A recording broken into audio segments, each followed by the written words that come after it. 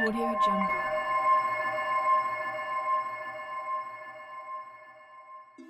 Vivemos na era da informação. Carregamos nos nossos bolsos mais informação do que Einstein, Júlio César tinham acesso na sua vida inteira. E mesmo assim, nos sentimos mal informados. Por quê? Aonde buscar a informação que vai fazer o diferencial, então? Que tal se formos buscar com quem está tendo resultado? 99% dos bilionários não são as pessoas mais intelectuais, mais culturalmente avantajadas, não. Só que conseguiram aplicar alguma coisa nova, alguma novidade em algum processo, em algum negócio e mudaram o jeito das coisas serem feitas. Fazer mais do mesmo não vai te levar longe.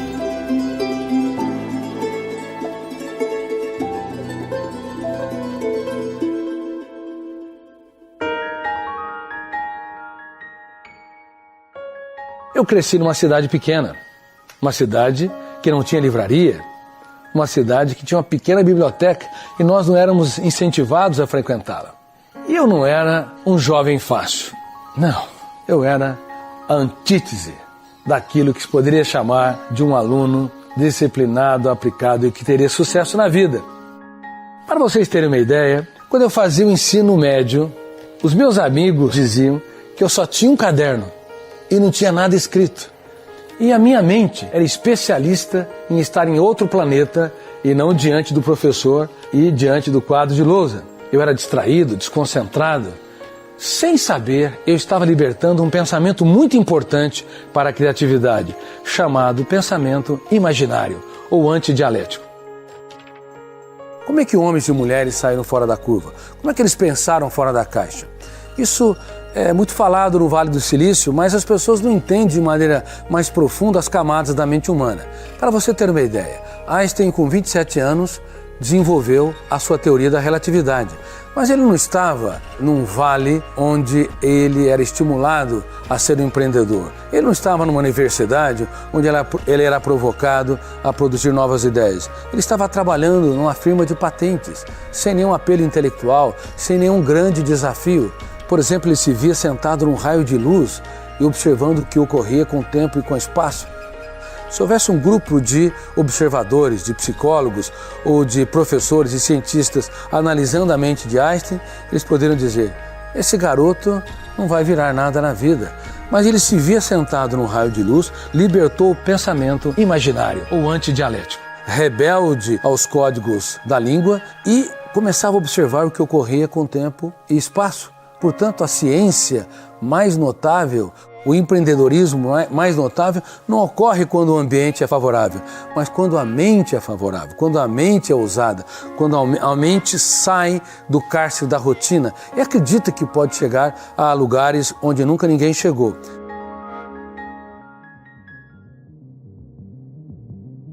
Infelizmente, a gente cresceu no modelo educacional, e isso não é só do Brasil, mas no mundo inteiro, que privilegia a resposta pronta.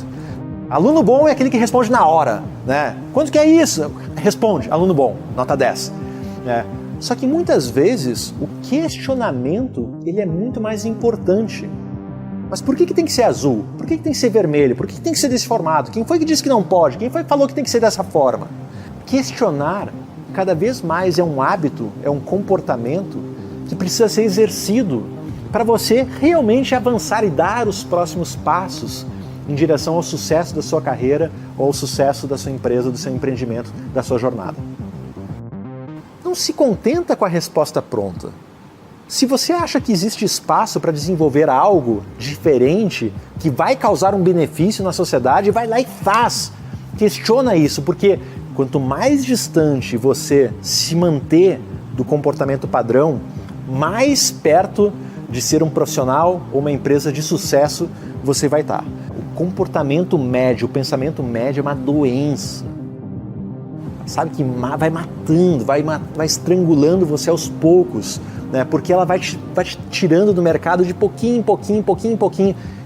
Se você se manter um profissional conformado com o que pode e não pode, você vai ficar sempre ali. Ah, não pode fazer isso porque não pode, então beleza. Ah, não dá para ser azul porque tem que ser verde. Ah, ok. Ah, não posso fazer isso porque não pode. Só que enquanto você vai ficar conformado aqui com esse pensamento médio, vai ter uma turma aqui do outro lado que vai estar questionando, meu amigo, mas por que quem foi que disse que não pode ser desse jeito? Vai lá e cria uma solução para ser de outro. Quem foi que disse que não dá para ser assim? Vai ser feito de outro. E essa turma aqui que vai estar usando muita tecnologia, e a tecnologia não pede passagem, quando chega, rompe.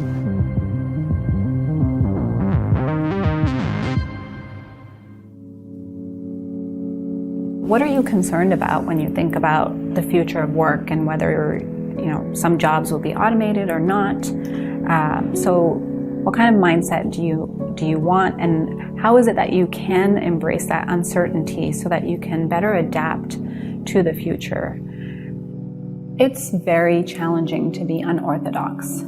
It's hard to be pushing those expectations and to move where there are no footprints to help you and to lead you. When we're young, we are super naive, and that gets us to be creative, to come up with something that you might not have seen before. And somehow when we get older, we stop questioning things. When someone tells us that's not a good idea, we start listening to them. And when people start presenting a glass ceiling over us, we stop reaching, we stop fighting to push that glass ceiling out of the way. We stop challenging things. We position ourselves in situations where we know we will be successful, and as a result of that, we don't necessarily come up with the greatest ideas. You need to invest in yourself, your self-awareness, your skills, because when you lose a job or you decide to move on, you need to realize that you're not just a job title. You need to become a master of the pivot.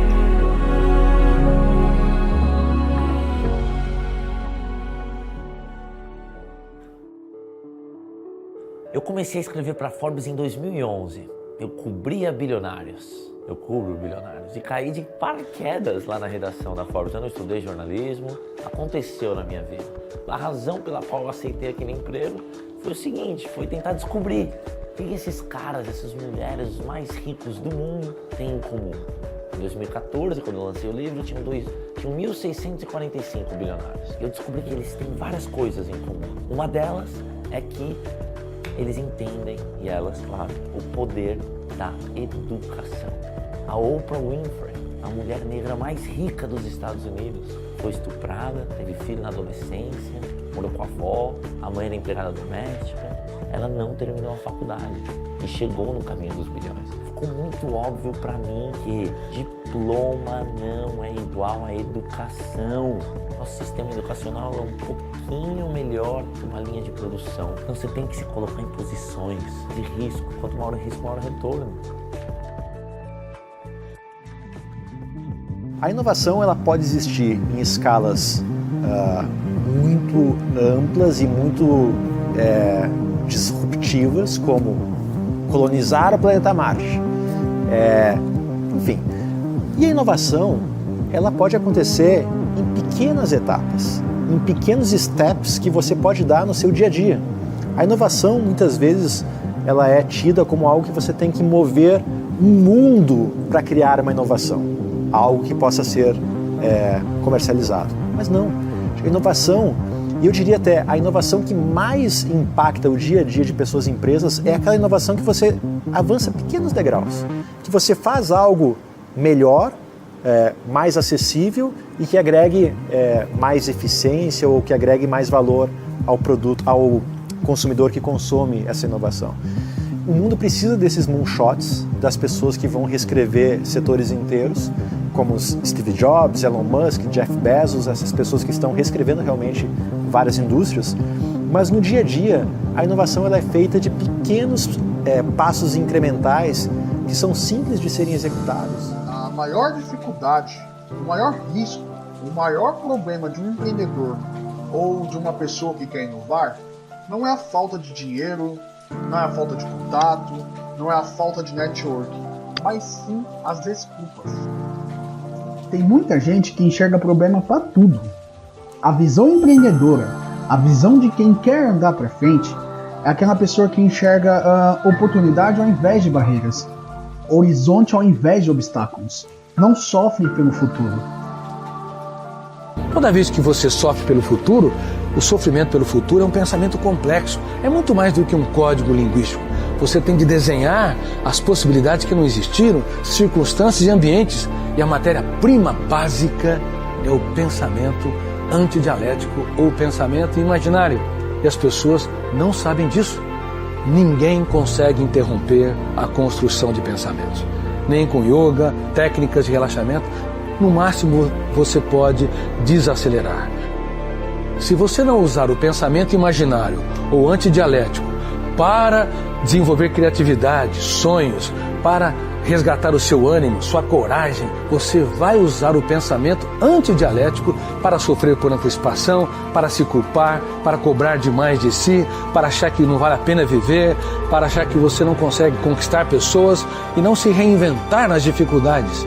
Portanto, cuidado, a construção de pensamentos não pode ser interrompida. Ou a usamos de maneira inteligente, criativa, produtiva, ou ela vai se transformar na nossa mente numa casa assombrada. Dos bastidores da nossa mente, entre aspas, metaforicamente, há mais vampiros que sugam nossa alegria, o nosso prazer, do que nós imaginamos. E as pessoas no mundo todo não sabem disso.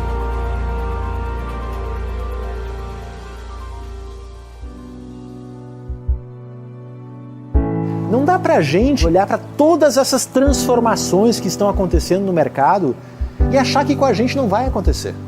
Vai!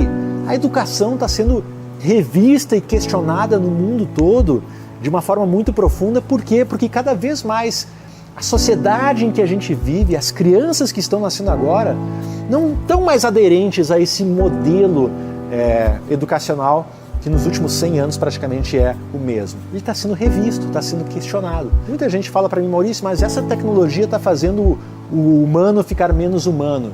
E eu acho justamente o contrário. A tecnologia vai destravar o ser humano dessas atividades que agregam um pouco à vida de cada um, para dar tempo e espaço a ele para exercer cada vez mais atividades mais agradáveis, mais nobres, que realmente façam das pessoas seres muito mais bem aproveitados.